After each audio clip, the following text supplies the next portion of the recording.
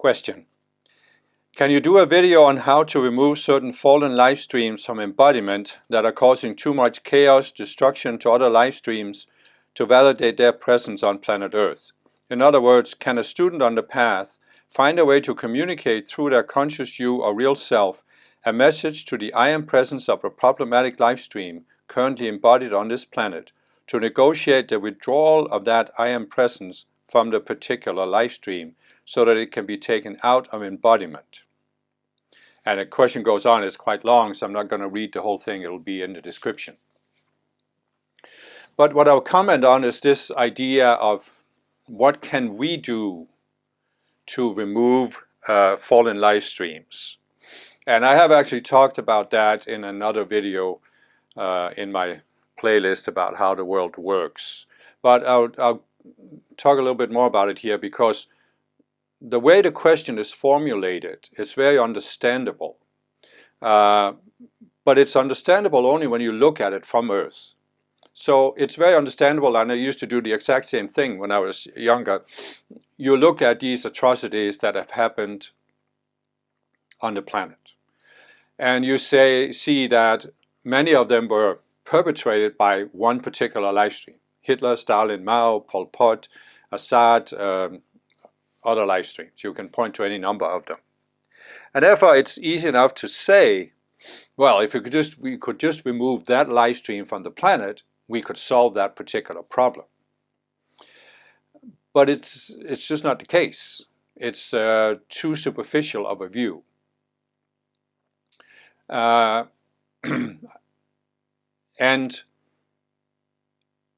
the first thing we need to recognize here is that it all revolves around free will. But free will has an individual and a collective aspect. So you could say, here you have an I am presence who sends a life stream into an unascended sphere. And that life stream eventually ends up falling from its original sphere. And now that life stream is embodied on Earth as Hitler, for example. And you could say, what is the I am presence learning from Hitler and the atrocities he's committing?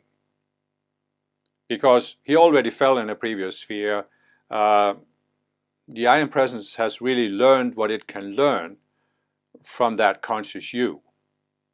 But this is where the law of free will says that the conscious you must be given free will. That means it's not a matter of when the I am presence decides that it's learned enough through the conscious you. The conscious you also has a certain time to decide on its own. I've had enough of being in the consciousness of separation. I want to go back to being a connected being. So there is that free will, and that's why you could say it isn't only the I am present. There is a certain limit to how long a life stream can go on, a conscious you can go on, but it's very wide limit. So this is one thing. So in other words, the I am presence, you can't just talk to the I am presence of Hitler, for example, and say, don't you think it's enough? Look at all the murder and mayhem he's causing. Why don't you just withdraw it? Because if the time isn't up for that conscious you, the I am presence can't just withdraw it. It must be allowed to work its way out. So this is one thing. But there's also the collective aspect of it. Now, the reason why I'm talking about Hitler is because I know more about this, because I studied this as I was growing up.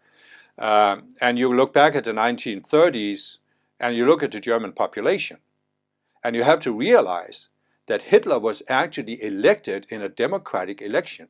He won the election in 1933. So this means a majority of the German people believed in Hitler and what he said. Now, of course, they didn't know he was going to do the concentration camps. But nevertheless, they believed in him. Just like you see many Russians who believed in Stalin, who still believe in Stalin, many Russians who believe in Putin, many Chinese who believe in Xi Jinping, and many Americans who believe enough in Trump to vote him into office. So what I'm saying is, it wasn't just a matter of what the I am presence of Hitler learned. It was also a matter of what the German people learned from the Hitler episode, we might call it.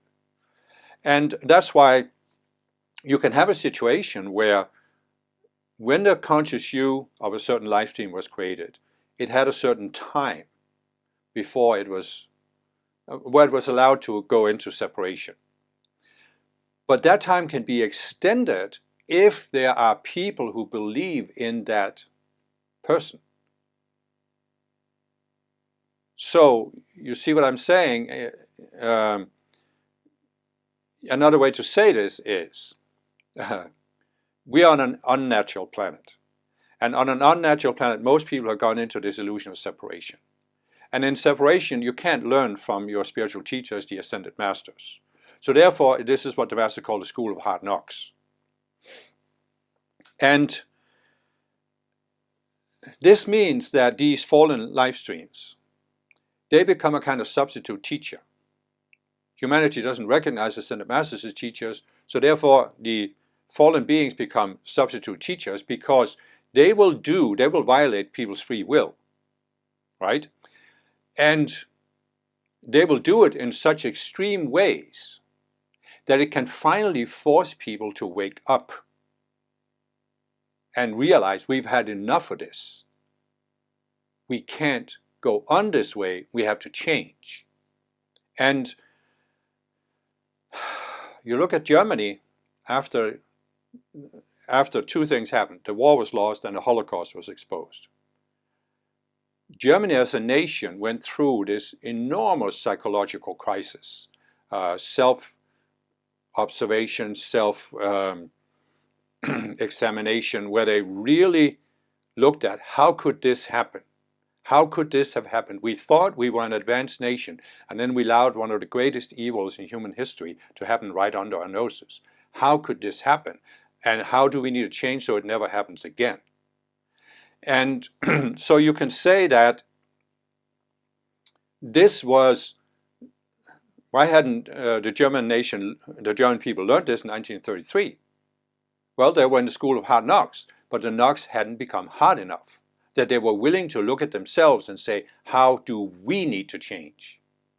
And so Hitler and the loss of the war, the Holocaust, the knocks became so hard that they couldn't ignore them, and now they said, how do we need to change? Now you can look at Russia today. Russia is also in a school of hard knocks. More and more people are getting killed or wounded in Ukraine. The economy is going poorly. But the knocks haven't become hard enough yet. How hard do they have to become before the Russian people wake up and say, how do we need to change? How do we need to take responsibility so we don't keep attracting these kind of leaders who are abusing their power? Same thing in the United States. The people who elected Trump.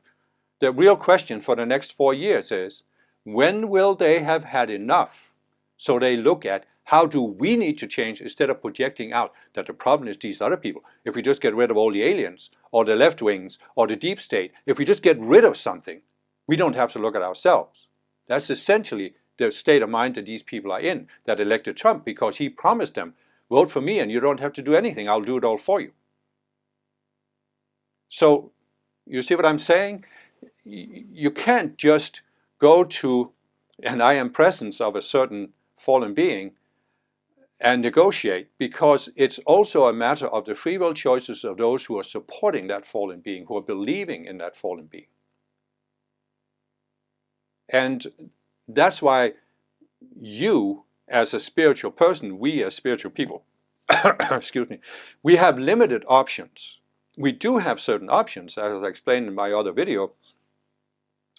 We can call to the ascended masters, we can call forth the judgment of Christ upon certain people in accordance with the vision of Christ, because we have to be careful.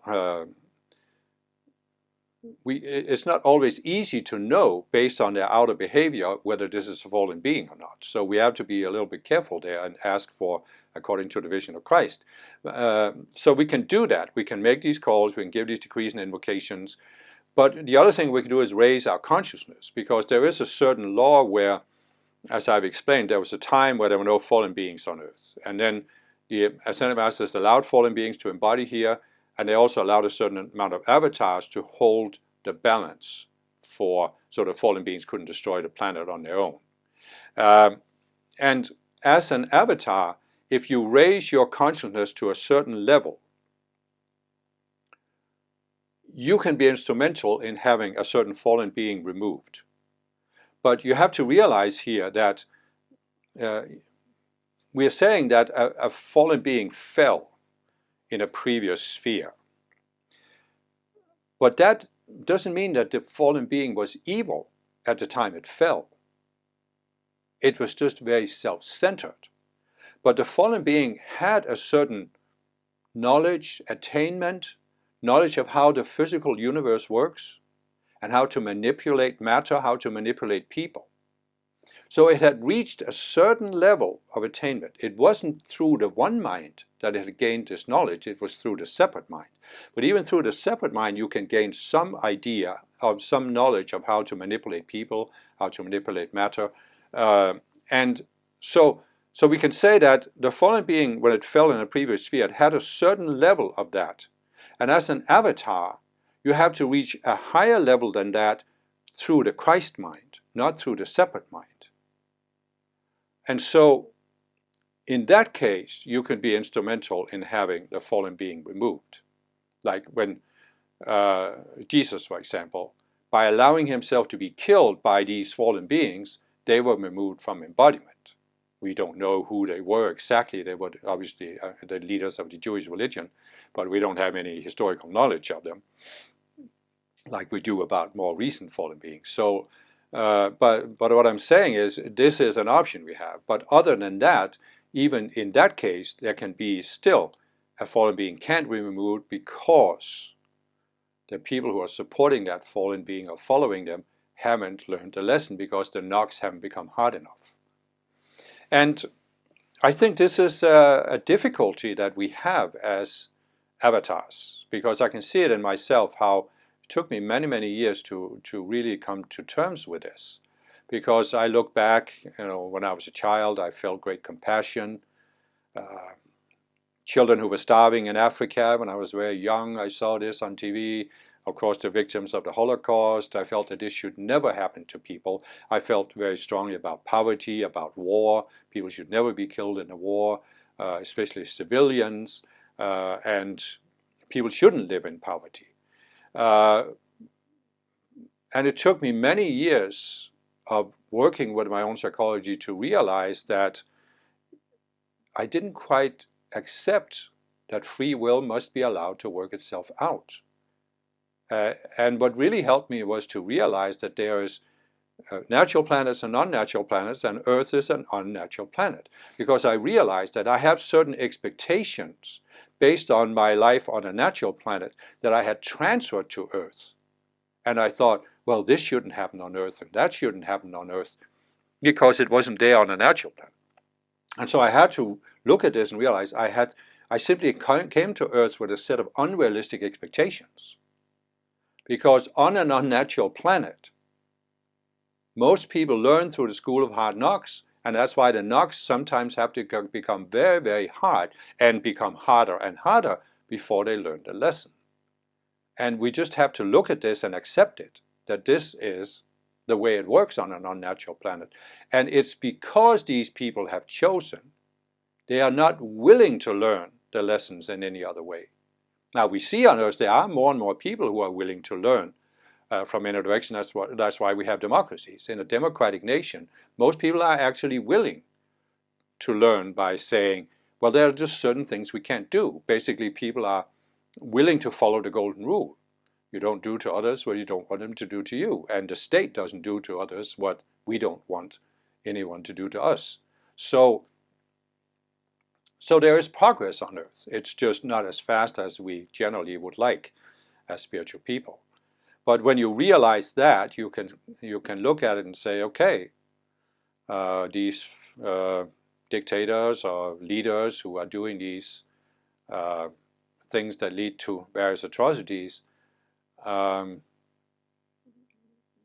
it's simply because people haven't been willing to look at themselves, take responsibility for themselves, take responsibility for seeing a very simple thing. our physical conditions are the reflection of our state of consciousness. And the only way to really change our physical conditions is to change our state of consciousness, instead of trying to force other people. Because that's what has been going on for planet Earth for so long. The central mechanism is this. Everybody is trying to change their physical conditions by force, by forcing other people or by forcing nature. Instead of realizing, as the Ascended Masters say, consciousness comes before the physical manifestation. Therefore, the only way to really change the physical conditions is to start by changing our consciousness. And that's the essential lesson that we need to learn that people need to learn on an unnatural planet. And some people have started learning it, but still a majority of the people on Earth haven't. So the question really is, how hard do the knocks have to become before people become willing to realize this?